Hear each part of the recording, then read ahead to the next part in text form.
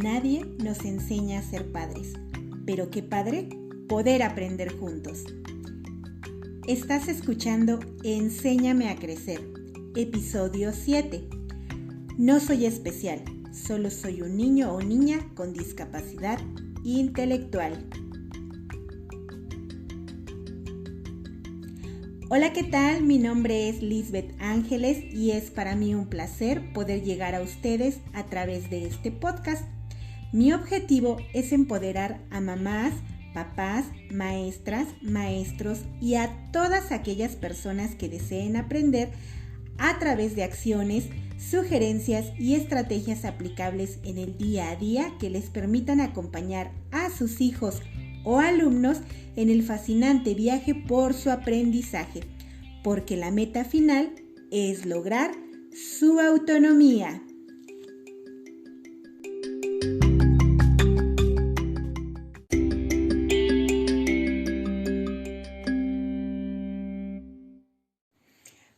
Buenos días, tardes o noches, el momento que sea que me estén escuchando. Qué gusto poder llegar a ustedes nuevamente a través de este espacio. Quizá ya habrán notado que he procurado ir alternando temáticas relacionadas con la primera infancia en general y temas que van dirigidos a hablar de manera más específica sobre la discapacidad y otras condiciones.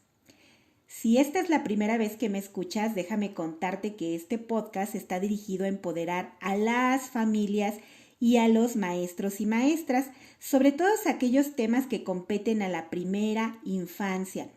Y como yo realizo mi labor en educación especial en preescolar, pues es por ello que diseñé este espacio combinando una serie de temas de interés general para que puedas conocer más al respecto. Y si eres de las personas que aún piensa que los temas relacionados a la educación especial no son de tu interés porque no tienes hijos o familiares con discapacidad u otras condiciones, bueno, pues te pido que me des la oportunidad de mostrarte que desde tu posición hay mucho que puedes hacer en favor de la inclusión, el respeto y la atención a la diversidad. Si bien, como ya les he contado, las USAER llevan más de 2 décadas promoviendo la inclusión educativa, la realidad es que sigue siendo muy común observar actitudes de exclusión y discriminación hacia los niños, niñas, adolescentes y adultos pertenecientes a grupos vulnerables, entre los que se encuentran precisamente las personas con discapacidad. En gran parte esto es por desconocimiento, por eso es por lo que resulta indispensable empoderar a través del conocimiento, porque esto nos permitirá en gran medida contribuir con la parte que nos toca a la inclusión, no solo educativa, sino de la sociedad. Es cierto que también se requiere del trabajo en materia de política social y educativa, pero ya les he mencionado que hay acciones que podemos implementar desde el lugar que cada uno de nosotros ocupa en la sociedad. Por ello, hoy destinaremos nuestro 7º episodio a hablar sobre la discapacidad intelectual, porque con tristeza en mi experiencia he encontrado que muchos padres cuyos hijos presentan esta discapacidad poco o nada conocen al respecto y por ello no están en posibilidad de ayudarles a elevar el nivel de calidad de vida que merecen. Con más tristeza y preocupación he tenido la oportunidad de entrevistarme con familias que, si bien han dado cierta atención a sus hijos e hijas con esta discapacidad, los médicos que les han atendido a veces les expresan ideas erróneas como que esta situación es pasajera y se le va a quitar o se va a curar, o bien inducen de cierto modo a las familias a tener bajas expectativas sobre lo que su niño o niña puede lograr. Y nuevamente vuelvo a reiterar que no puedo generalizar porque en realidad no tengo nada en contra de los médicos, pero sí debo señalar que en la comunidad donde he trabajado, pese a la cercanía con la Ciudad de México, hemos tenido casos muy significativos de familias que desafortunadamente no han recibido la atención médica necesaria ni por parte de los especialistas, y cuando llegan a la escuela traen creencias erróneas que en algún momento algún médico les dio a conocer con respecto a esta discapacidad. Muy bien, comencemos entonces señalando que una discapacidad no es lo mismo que una enfermedad y que específicamente cuando hablamos de discapacidad intelectual debemos tener presente que esta es permanente y en muchos de los casos, dependiendo de la severidad, la persona habrá de precisar de mayores apoyos por parte de sus cuidadores, en algunos casos a lo largo de toda su vida. Y si la discapacidad no es una enfermedad, entonces, ¿qué es? Bueno, pues la discapacidad es un concepto que ha evolucionado a través del tiempo y que actualmente refiere la interacción entre una persona que posee una deficiencia física o sensorial y las barreras para la participación que genera la sociedad, las cuales le limitan en su interacción plena y efectiva. Es decir, que una persona que presenta una discapacidad, cualquiera que sea, puede o no tener limitaciones de acuerdo a cómo se da la interacción con su entorno. Y actualmente el término persona con discapacidad es la forma aceptada por organismos internacionales y sociales para referirse con respeto a las personas que presentan cualquier discapacidad. El concepto de discapacidad intelectual como tal también ha evolucionado a lo largo del tiempo. En el episodio 2 hablamos un poco de cómo ha sido la visión histórica en general y los invito a escucharlo si aún no lo han hecho, pero de manera particular a las personas con esta discapacidad se les ha llamado de formas muy despectivas como deficientes, retrasados, mongolitos, entre otras. Sin embargo, ninguna de estas formas es correcta y su uso representa una grave falta de respeto hacia la persona. En este episodio, por ejemplo, el título dice "No soy especial", porque en nuestro segundo episodio también les conté que aunque estos términos como angelitos, enfermitos, niños especiales o superhéroes, que aunque en apariencia pretenden sonar como una forma cariñosa de referirnos a las personas con discapacidad u otra condición, la realidad es que terminan por generar barreras de actitud que se reflejan en verlos como personas débiles, carentes de fortalezas, y los visibiliza únicamente como sujetos que son merecedores de caridad, pero no de fortalezas, de habilidades, de reconocimiento y de múltiples capacidades que también poseen.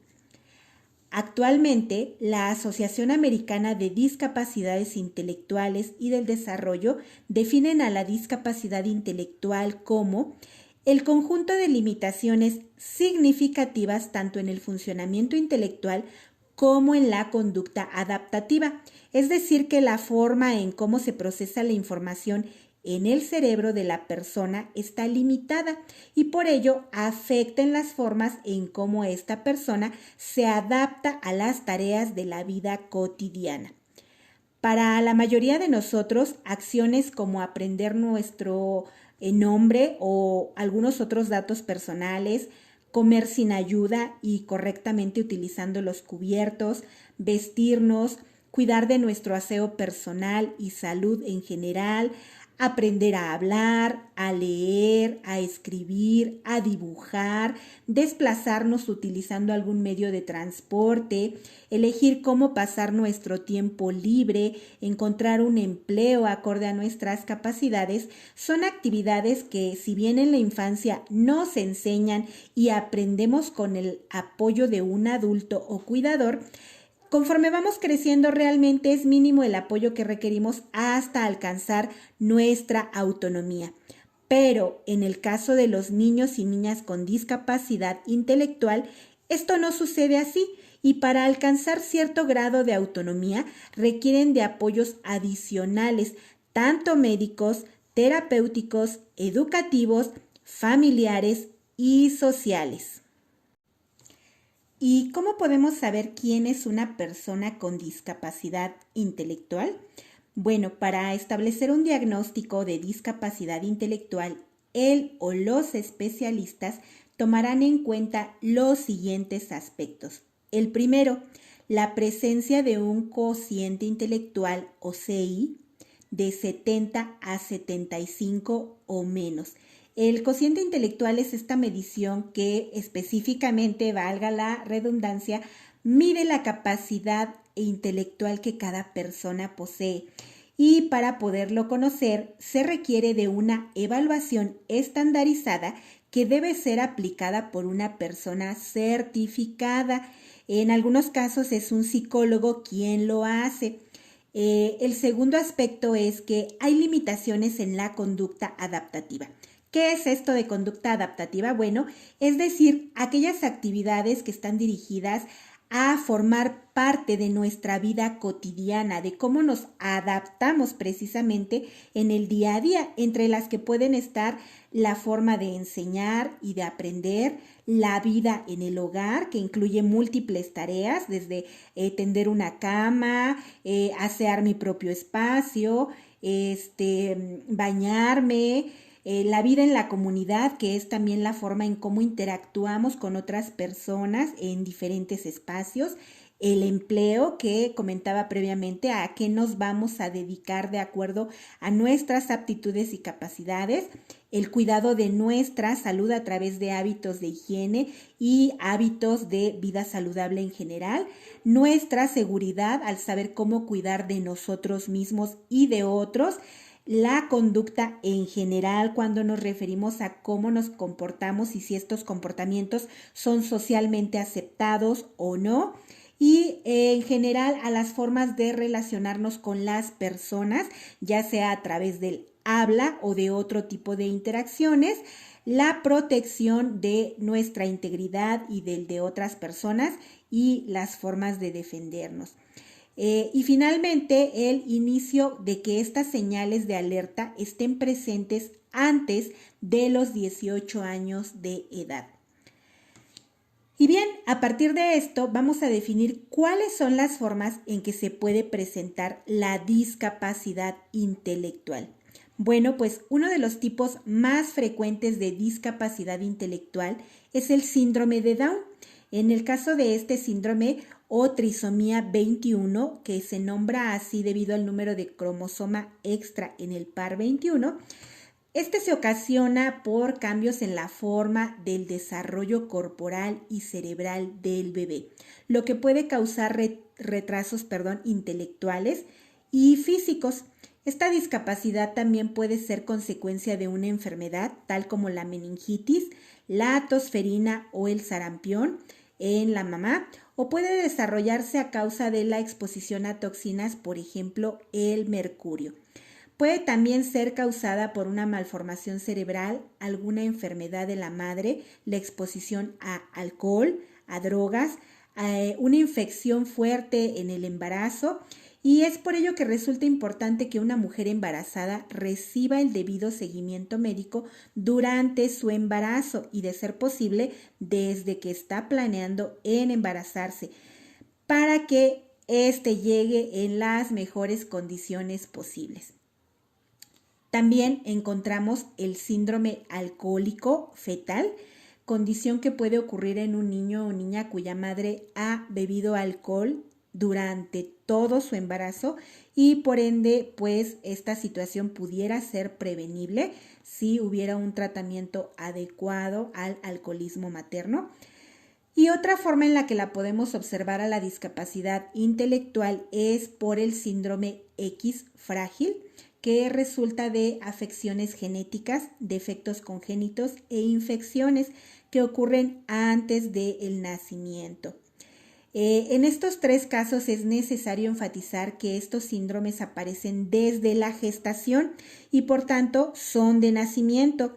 Y como señalé antes, todas las discapacidades intelectuales, o más bien todas las formas en las que se presenta la discapacidad intelectual, son permanentes. pues muchas familias de repente se preguntan si esto es algo que con el tratamiento médico que reciben en un principio se les va a quitar a sus niños, y debemos comenzar por entender que no es así, que es algo permanente y que por tanto las implicaciones son a lo largo de la vida. Una discapacidad intelectual no desaparece, no se cura, no existe medicamento alguno para tratarla,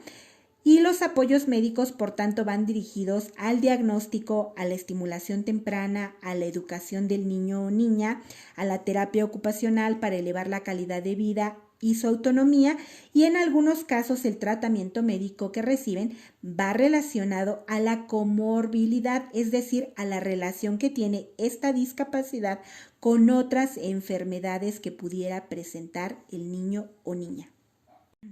Desafortunadamente en nuestro país existe poca investigación sobre la incidencia de cuántos niños y niñas nacen con esta discapacidad.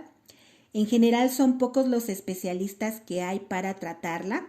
y el conocimiento de docentes y familias es limitado. Lo que sí se sabe es que en Latinoamérica la prevalencia de casos es alta, pues se asocia a factores como la desnutrición, las complicaciones obstétricas y perinatales, el nacimiento prematuro de un bebé, la intoxicación por plomo, las infecciones del sistema nervioso central en la mamá y en el bebé y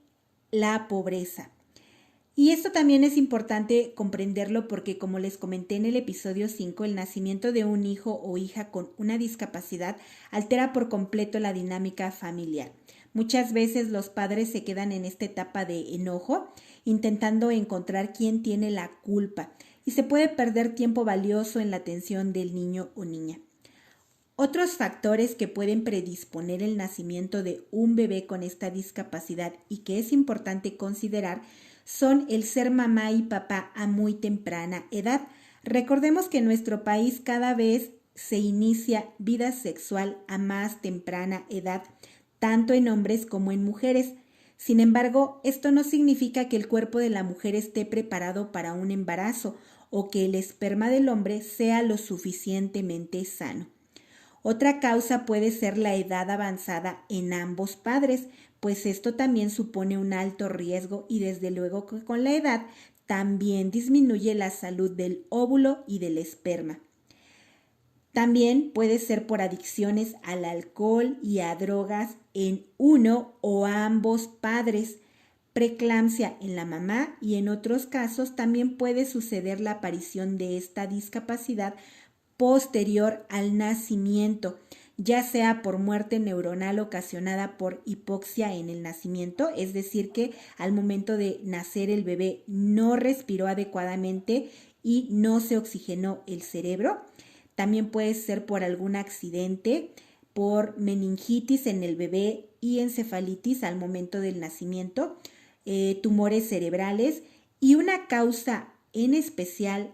de la que ya les había hablado y que se ha vuelto más frecuente es por el abandono emocional grave o el maltrato psicológico, verbal y físico por parte de los padres y o cuidadores.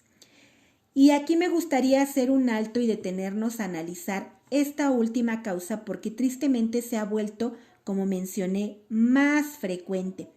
por lo que es necesario identificar a qué nos referimos con abandono emocional y este tipo de maltrato. Y si bien dedicaré un episodio futuro a hablar al respecto más detalladamente, por ahora diremos que se abandona emocionalmente a un bebé cuando mamá, papá o los cuidadores no le hablan, no le cantan y no lo miran a los ojos. Cuando mamá lo amamanta mientras está viendo el celular o está distraída en otra actividad y no le presta atención a formar este lazo afectivo que debe conectar a una madre con su hijo. Cuando solo se le atiende lo que se considera indispensable como alimentarlo, cambiarlo ocasionalmente de pañal y bañarlo. Cuando no se juega ni se platica con él o ella ni se muestra interés alguno por su persona y por sus emociones. Cuando no se le alimenta apropiadamente de acuerdo a la etapa y al tipo de nutrientes que requiere. cuando se le deja solo durante horas y o frente a una pantalla o dispositivo electrónico desde muy temprana edad y como única fuente de interacción con otro, cuando no se le dedica tiempo a enseñarle y estimularlo de acuerdo a la etapa en la que se encuentra, y cuando se le golpea o se le deja llorar y se le habla con un vocabulario que es inapropiado para su edad, entre muchas otras formas más. Esto puede ocasionar que en la etapa de los 0 a los 3 años se modifique el cerebro ante la falta de estímulos socioafectivos que impiden su desarrollo pleno. Por ello, la importancia de reconocer que ser mamá o papá es mucho más que procrear un hijo. Escuché hace poco una frase que decía que ser mamá o papá es quizá la actividad que implica mayor vocación de servicio, porque implica dedicar el cuidado de otro ser humano con el que vamos a tener contacto a lo largo de la vida. Ahora bien, pensemos que en el mejor de los casos una discapacidad intelectual sea diagnosticada desde el nacimiento. El médico tratante del parto será el encargado de referir a los padres a los distintos servicios donde podrán continuar la valoración y la atención requerida para su hijo o su hija.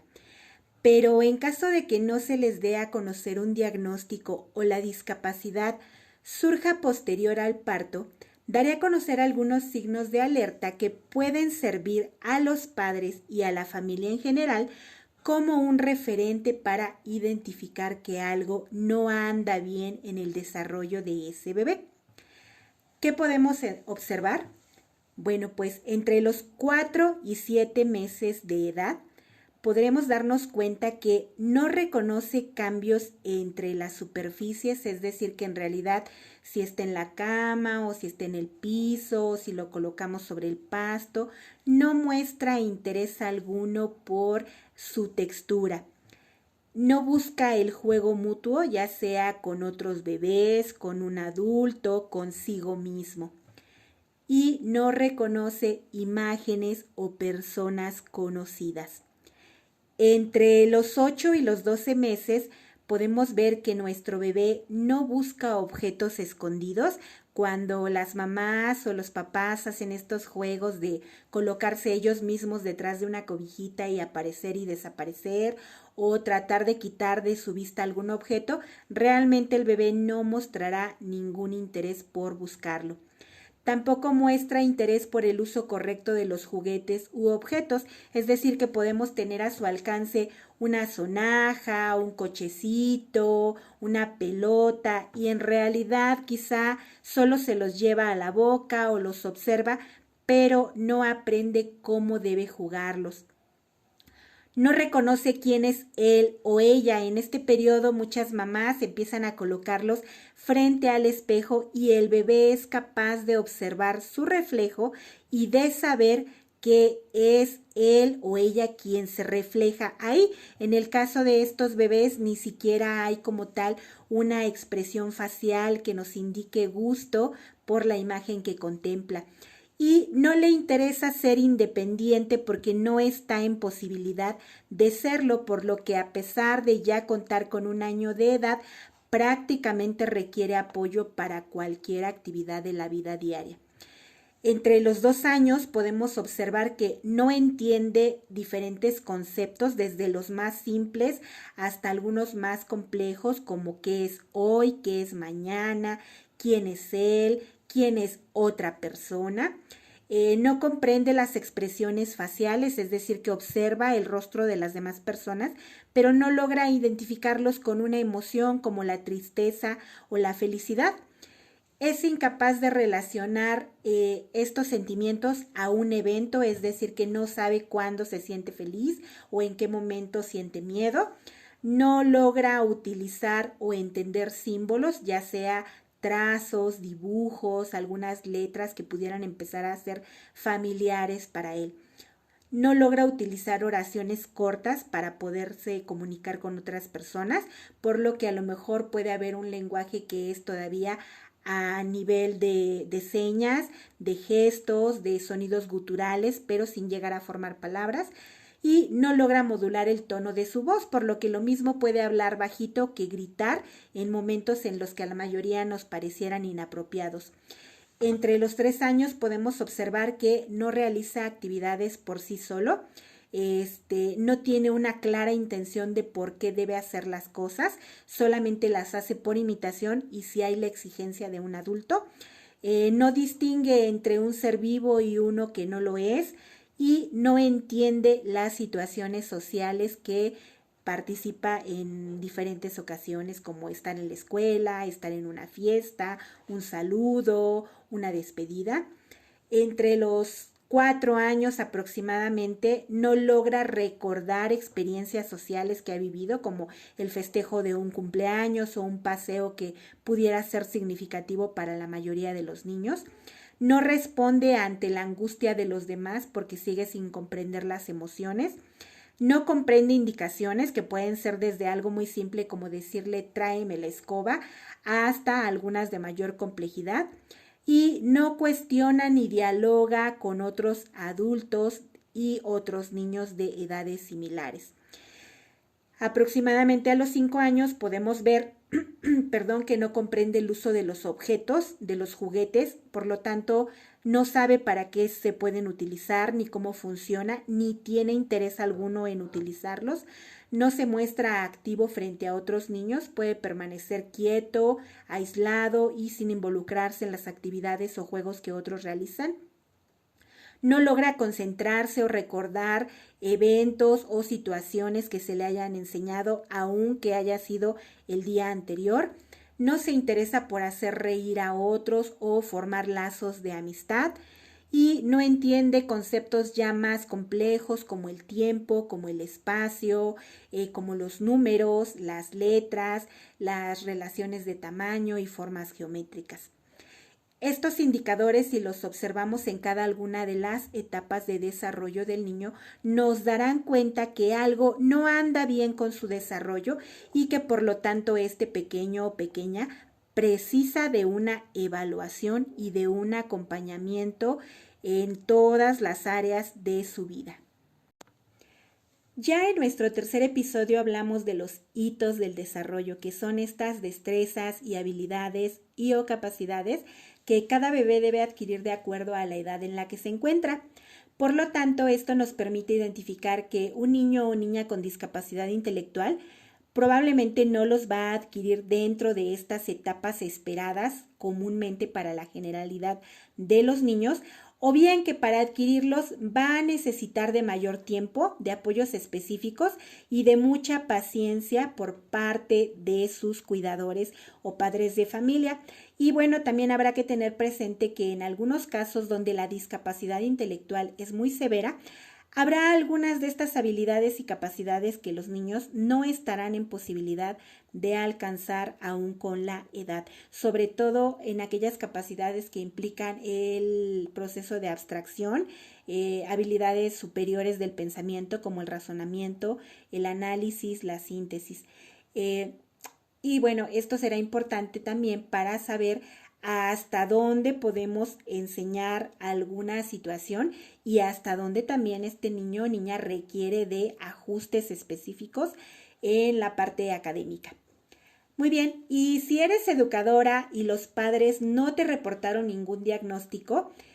a continuación te presento una breve lista de chequeo para la detección de signos de alerta de una posible discapacidad intelectual. La puedes elaborar de manera sencilla en un formato utilizando un cuadro de doble entrada en donde sobre una columna coloques los signos de alerta y a partir de la observación que realices del alumno o la alumna en cuestión podrás ir señalando si lo hace o no lo hace. Recuerda que la aplicación de este formato siempre debe estar correlacionada con el desarrollo esperado, considerando que en general las educadoras dentro de su formación poseen el conocimiento de los hitos del desarrollo, te será más fácil valorar qué ya debería hacer tu alumno y qué todavía no logra hacer y que puede ser precisamente una señal de alarma.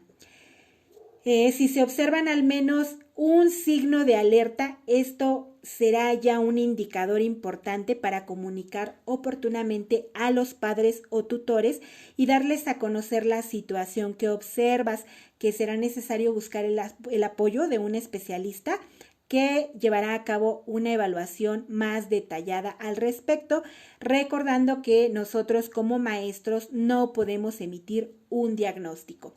Muy bien, el primer signo de alerta es: tu alumno se distrae, actúa con lentitud y o dificultad, presenta inatención y o dificultad para concentrarse en tareas específicas de la vida cotidiana. Y bueno, aquí habremos de marcar si sí o si no las presenta. Tu alumno tiene dificultades en la comunicación e interacción social, ya sea con adultos o con niños de su misma edad. No se comunica con un lenguaje acorde a la edad cronológica que presenta. Se toma más tiempo en lograr una actividad de la vida diaria como su higiene personal, el lavarse las manos, el comer de manera autónoma, el controlar esfínteres, el moverse de manera coordinada, el cambiarse de ropa o quitarse una prenda como puede ser su suéter o chamarra en el salón de clases, y requiere de apoyo para consumir alimentos. Aquí también habrás de observar en qué medida lo logra, si requiere apoyo, si este apoyo puede ser intermitente o si requiere de acompañamiento permanente por parte de un adulto que le esté auxiliando en estas tareas. También si observas que hay falta de destreza en las actividades escolares, esto puede ser en acciones muy sencillas como colorear, cantar una canción, pintar, recortar, participar en una sesión de educación física, seguir el ritmo en un baile o en un juego de coordinación. Y también si observas que hay falta de destreza en las habilidades del juego, esto es que se mantenga aislado, que no muestre interés por jugar con otros niños, que no sepa cómo utilizar de manera convencional ciertos juguetes u objetos que están presentes en nuestro salón de clases. Y finalmente, si tiene una actitud pasiva e indiferente y presenta berrinches frecuentes y se frustra ante la exigencia de realizar una actividad dirigida con un propósito en específico.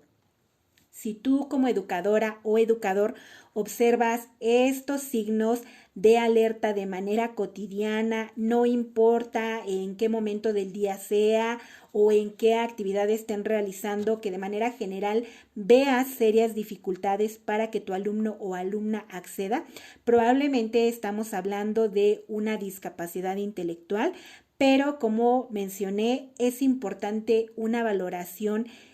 más detallada, porque en algunos casos pudiera solamente deberse a un desfase entre la edad cronológica y la edad mental, y esto no necesariamente tiene que ver con una discapacidad intelectual, sino posiblemente con una falta de estimulación en el hogar. Quizá durante los primeros años el ambiente ha sido poco estimulante o la familia cuenta con una situación de deprivación sociocultural que no le ha permitido tener los elementos necesarios para estimular a su niño o niña, y bueno, este desfase se puede corregir con múltiples estímulos tanto en el hogar como en la escuela.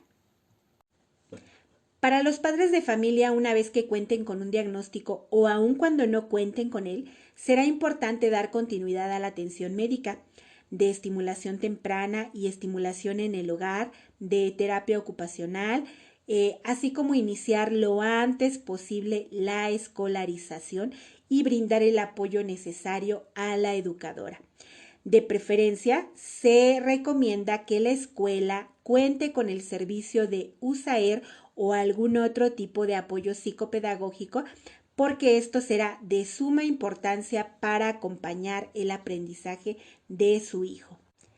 En este sentido, el preescolar representa una valiosa oportunidad para el niño o niña con discapacidad intelectual, porque es en este nivel donde a partir de las situaciones de aprendizaje que plantee la educadora, podrá desarrollar muchas habilidades básicas necesarias para la vida a través del juego, de la convivencia diaria con otros niños y adultos y el uso de materiales diversos.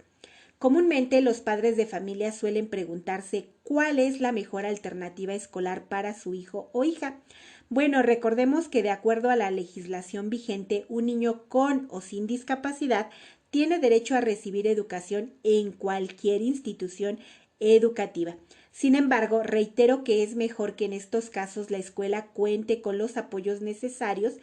porque esto habrá de garantizar una mayor atención.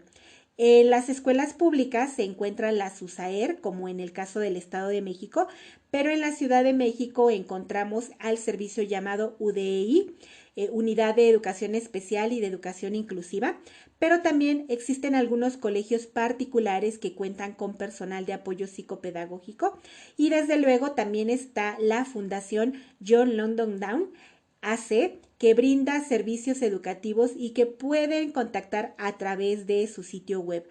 Aquí la decisión dependerá de los padres y de su capacidad de solvencia económica, pues como ya señalé en otro episodio, a veces atender a un niño con discapacidad pudiera parecer un lujo. A continuación, les presento algunas características que tanto padres como maestros debemos conocer con respecto a cómo aprende un niño o niña con discapacidad intelectual, qué fortalezas poseen y qué tipo de apoyos pueden requerir del contexto familiar y escolar. Y esto también es importante porque a veces se tienen prejuicios muy marcados respecto a esta discapacidad, pues se piensa que al haber una limitación en las capacidades intelectuales, quizá no valga la pena intentar enseñarles o se piensa que son sujetos no educables y recordemos que una discapacidad no limita al 100% a la persona. Si bien hay una deficiencia, en este caso lo hay en la parte intelectual, con los apoyos necesarios, el niño o niña está en posibilidad de seguir aprendiendo. Y a veces estos apoyos pueden ser familiares, pueden ser del entorno y no necesariamente tienen que ver con aspectos económicos. Muy bien, pues vamos a ver cuáles son estos aspectos.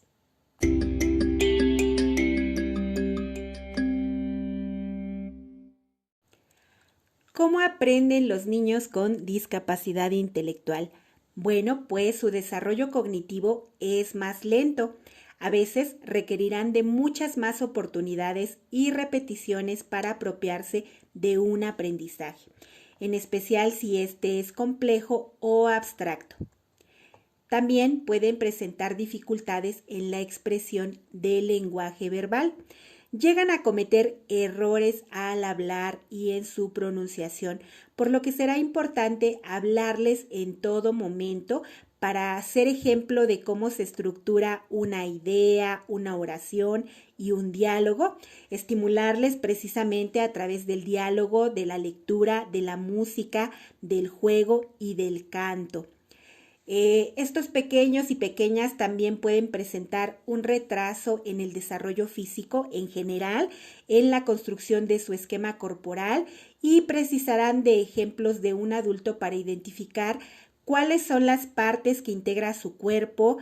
para qué nos sirven estas partes y qué funciones realizan y sobre todo el identificar las posibilidades de movimiento que su cuerpo les brinda. Y esto pues también lo podemos hacer a través de situaciones de juego.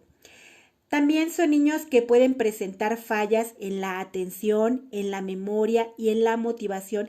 hacia el aprendizaje, por lo que él o los adultos responsables de su aprendizaje, tanto en el hogar como en la escuela, deben propiciar que el niño en un primer momento enfoque la atención en un objeto o en la instrucción que se le da, propiciar que sea una indicación a la vez para que pueda ir procesando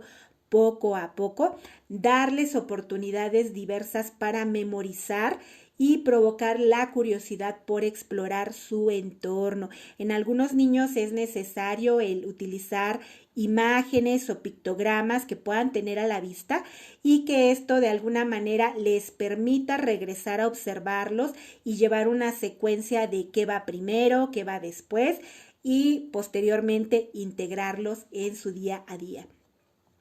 También son niños que suelen tener mayores dificultades en las actividades de motricidad fina. El uso de instrumentos escolares como un lápiz, una crayola, un pincel o las tijeras pueden representar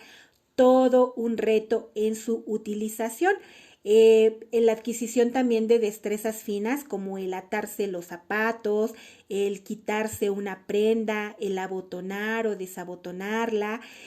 pueden ser actividades que para ellos resulten muy complicadas, por lo que también es importante apoyarles a que en un primer momento sepan cómo hacerlo y con ayuda de un adulto, pero en la medida de sus posibilidades que logren realizarlo con autonomía. Para esto, bueno, pues es importante trabajar nuevamente la motricidad gruesa en situaciones de estimulación temprana, en situaciones de juego, en terapia ocupacional y en general en todas las actividades de la vida diaria. ¿Qué fortalezas poseen los niños y niñas con discapacidad intelectual? Bueno, pues pueden construir buenas relaciones sociales. En general, son niños y niñas muy empáticos una vez que los adultos les brindan las pautas de cómo deben relacionarse. Pueden ser serviciales y atender a cualquier situación de ayuda que alguien requiera una vez que ya han sido capaces de entablar relaciones sociales y afectivas con otras personas. Regularmente son niños que tienen un muy buen humor, aunque al igual que cualquier persona también pueden tener sus momentos de requerir estar solos. La mayoría son capaces de adquirir responsabilidades cotidianas y cumplirlas adecuadamente, pero como señalé antes, esto dependerá de los apoyos que la familia brinda desde el nacimiento. En general, con los apoyos necesarios pueden llegar a desempeñarse en un futuro con un buen empleo. Lamentablemente, en nuestro país todavía hay una brecha significativa en las oportunidades laborales y hasta ahora solo ciertas empresas bajo esta premisa de responsabilidad social les contratan en empleos que se piensa que son los más accesibles de acuerdo a su condición y capacidades. En otros países como España ya hay por ahí ejemplos de niños y niñas con esta discapacidad, más bien de adultos ya con esta discapacidad, que lo mismo han incursionado en la abogacía, en el modelaje, en el ámbito educativo, siendo maestros incluso. Y bueno, aquí lo importante es que también en nuestro país podamos ir cambiando esta visión para que les permitamos acceder a una mejor calidad en su empleo. Y dentro de los apoyos que un niño o niña con discapacidad intelectual requiere, bueno, pues es muy importante proporcionar una atención temprana en las siguientes áreas: motricidad, percepción, lenguaje, socialización, y en su escolarización en general, brindando múltiples oportunidades, experiencias sensoriales e interacción con el entorno y con otras personas. Entre más pronto reciba la atención un niño o niña, tendrá muchas más posibilidades de aprendizaje. También requieren que se fomente la motivación por el aprendizaje y por las actividades con una base afectiva. Como mencioné hace un momento, dentro de las dificultades que podemos observar en los primeros años es que realmente no hay una motivación o un interés del niño o niña con discapacidad intelectual por aprender, precisamente por estas limitaciones a nivel cognitivo, por lo que es importante que la persona o las personas involucradas en su aprendizaje le motiven, que le permitan tener estos momentos de logro, de éxito, para que se sienta capaz de continuar aprendiendo. También requieren de la ejercitación del cuidado de sí mismo y de los hábitos de higiene. Como les mencioné, mientras que para nosotros, para la gran mayoría, Un acto como el lavarnos los dientes puede ser algo que podemos realizar primero con el apoyo de un adulto y luego de unos días con autonomía. Bueno, pues en el caso de estos pequeños, para todos estos hábitos de higiene requieren del acompañamiento continuo por parte de un adulto durante un periodo de tiempo mucho más amplio hasta que logren interiorizarlos y realizarlos, pues, insisto, con la mayor autonomía posible. En general, para los hábitos de higiene, estos niños requieren apoyo sobre todo para la limpieza de su rostro, de su boca, porque como el tono muscular es muy bajo, es decir, que su piel es muy suavecita, muy aguadita, regularmente son niños que permanecen con la boca abierta. Esto ocasiona que frecuentemente pues su boca, sus mejillas estén sucias por el constante babeo. Esto puede ser desagradable para algunas personas y puede ser motivo de rechazo. Entonces aquí habrá que enseñar también pues a nuestros niños a asearse su carita, a sonarse la nariz y en general a practicar cualquier hábito de aseo, mientras que a la par también las personas que estamos conviviendo con ellos, pues debemos entender que esto se debe a una serie de factores que no necesariamente dependen de ellos y ser empáticos al respecto. También requieren favorecer la comunicación social. A veces se les tacha de niños groseros porque en los primeros años, al no contar con un lenguaje funcional como el de la generalidad de los niños, pues ellos pueden recurrir a jalones, a empujones o a manotazos como la única forma que conocen de comunicarse. Entonces será importante estimular el habla y enseñarles comportamientos que son socialmente aceptados y cuáles no están permitidos para ellos y en general para cualquier otro niño.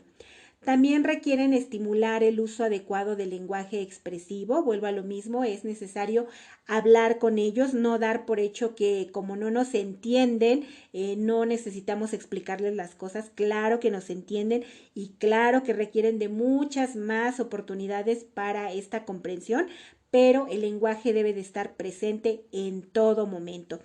También un apoyo muy importante que les podemos brindar es fraccionar las actividades en pequeños pasos. Para muchos de nosotros una serie de indicaciones como se van a levantar y del estante pueden elegir el material que deseen, después que lo tengan van a regresar a su lugar o pueden buscar otro espacio del salón donde deseen jugar o trabajar ya sea solo o acompañados, puede ser bastante compleja de seguir para estos niños y niñas y por lo tanto es necesario dar las indicaciones una por una, monitorear su realización o apoyarse en algún compañero del salón e incluso a veces será necesario poner ejemplos o realizar la actividad junto con ellos para asegurarnos que la han comprendido.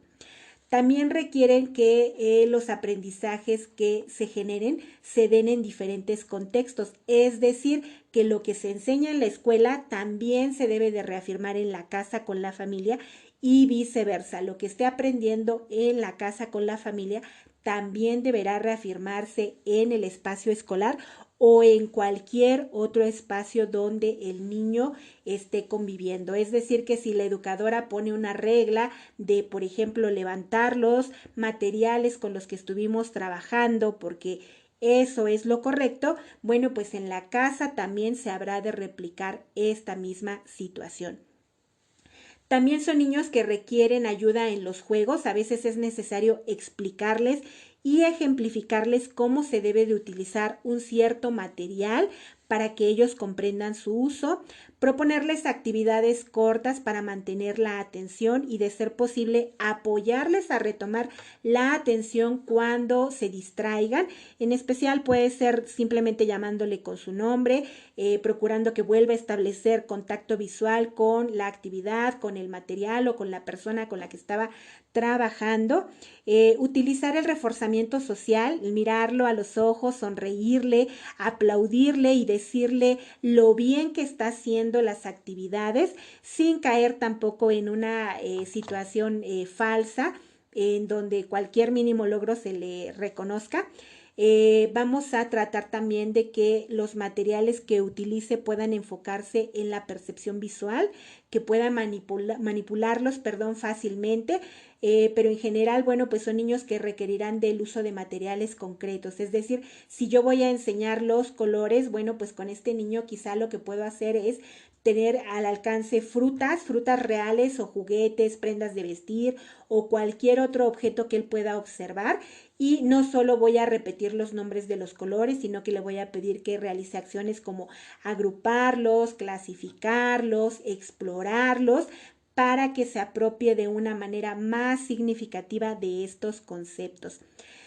No considerar al niño como una persona incapaz de aprender. Recordemos que también tiene potencial y que va a requerir apoyos, pero que siempre estará en posibilidad de seguir aprendiendo. Y para esto será importante también averiguar cuáles son sus intereses y partir de ellos para que logre centrar su atención de una manera más significativa. Y finalmente, no sobreproteger al niño. Hay que estimularlo en todo momento, y esto también implica no solapar actitudes y comportamientos que puedan lesionar a otros, justificándolo en que no entiende o en que su discapacidad, bueno, pues hay que tenerle ciertas consideraciones. Eso jamás se debe de permitir. Entre las educadoras, cuando llega un niño o niño con esta condición a sus aulas, es muy común que exista temor e incertidumbre a cómo podemos darle la atención necesaria. Será importante tener presente que su intervención habrá de partir de la evaluación diagnóstica que realice al alumno y al grupo, pues ello les permitirá identificar con qué fortalezas cuenta el niño o niña. Quizá precise de mayores oportunidades de ejecución de las actividades, de tiempo, de apoyo individual, entre otras, pero recordemos que también posee fortalezas como su curiosidad propia de la edad, el interés por el juego, el interés por relacionarse con sus pares, entre otras.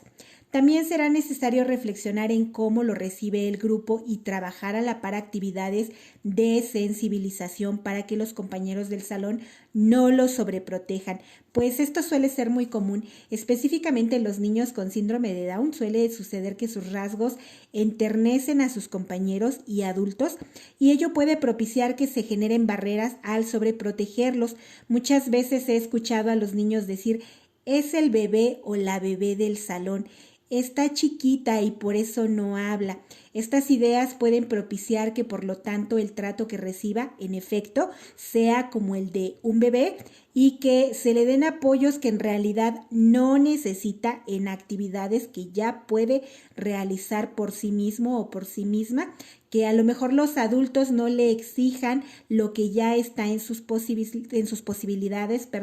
o que no se le hable porque pues no se le entiende. La barrera de sobreprotección suele ser muy común y es a veces la más difícil de eliminar.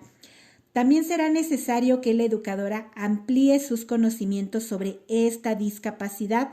Al respecto, en el 2015, la Secretaría de Educación Pública emitió la serie Diversidad en el aula, inclusión de alumnos con discapacidad y de alumnos con aptitudes sobresalientes, que consta de 9 tomos. Cada uno está dedicado a una discapacidad u otra condición. Y en estos documentos hay una serie de elementos de información muy valiosa, pero también de actividades prácticas y sugerencias que están dirigidas tanto a los padres de familia como a los maestros, y que,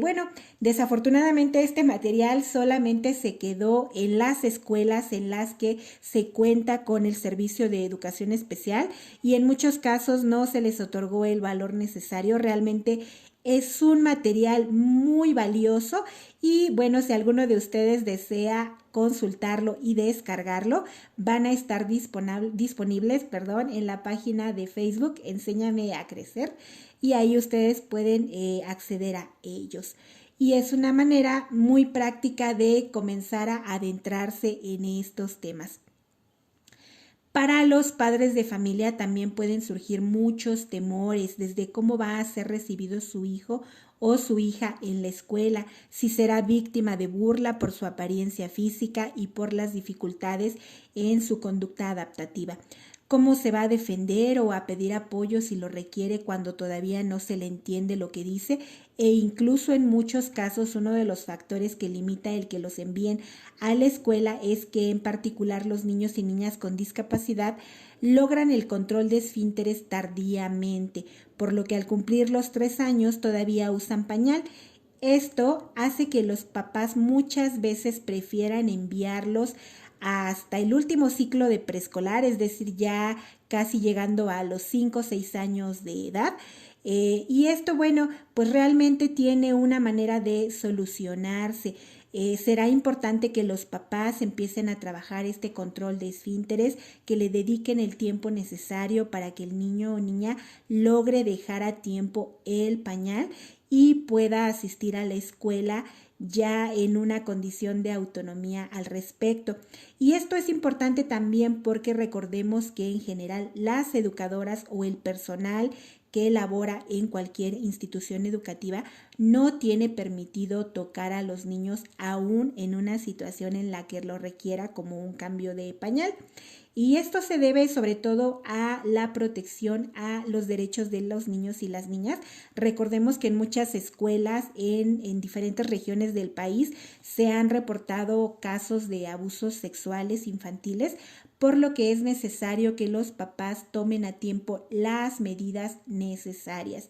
Lo ideal sería que el alumno que ingresa al preescolar cuente con la estimulación necesaria, al menos en estos aspectos básicos de autonomía, pero la realidad es que esto casi nunca sucede así, por lo que será importante que durante los primeros días y meses los padres centren toda su energía y compromiso en comenzar a atender todas las recomendaciones que les brinda tanto su educadora como el personal de educación especial, para que de manera progresiva su niño o niña logre esta autonomía. Muy bien, si eres maestra o maestro y a tu aula llega un niño o niña con discapacidad intelectual, date la oportunidad de asumir el reto de crear una cultura y una escuela más incluyente. Asume que debes y que puedes enseñarle, que a través de tu intervención docente hay mucho que puedes agregar de valor a su vida. Derriba barreras de actitud como el rechazo y la discriminación, pues esto puede marcar una gran diferencia. No le niegues ni te niegues el derecho de aprender a partir de esta experiencia. Y si eres mamá o papá y a tu hogar llegó un hijo o hija con discapacidad intelectual, dale la oportunidad de tener una vida plena. Recuerda que nadie está preparado para recibir y educar a un niño o niña con esta discapacidad o con cualquier otra. Por lo tanto, es perfectamente normal que experimentes un sinfín de emociones, entre las que pueden estar la tristeza, el dolor, el rechazo, la negación, la ira y la culpa. Sentir esto no te convierte en un mal padre o madre, te hacen humano y es tu derecho gestionar estas emociones lo mejor posible, ya sea solo o en compañía de un profesional, para que puedas estar en posibilidad de brindar la atención que tu hijo o hija requiere. Finalmente, si me estás escuchando y en tu entorno cercano no has tenido la posibilidad de convivir con un niño o niña con discapacidad intelectual o lo has hecho desde una posición de discriminación y o rechazo, te invito a profundizar en las formas en cómo tus actitudes y acciones pueden hacer una gran diferencia en favor de la inclusión educativa y la inclusión social. Muy bien, para despedirme les invito a seguirme en Facebook, en donde me encuentran como Enséñame a Crecer, y les agradeceré me puedan hacer llegar sus comentarios sobre este podcast en general o en algún episodio en particular, o bien si es que tienen alguna propuesta sobre otro tema que les gustaría que abordáramos. Estos comentarios me permitirán retroalimentar el contenido que les comparto y que de esta forma continúe siendo significativo para todos ustedes. Muchas gracias por regalarme su tiempo de escucha y hasta la próxima.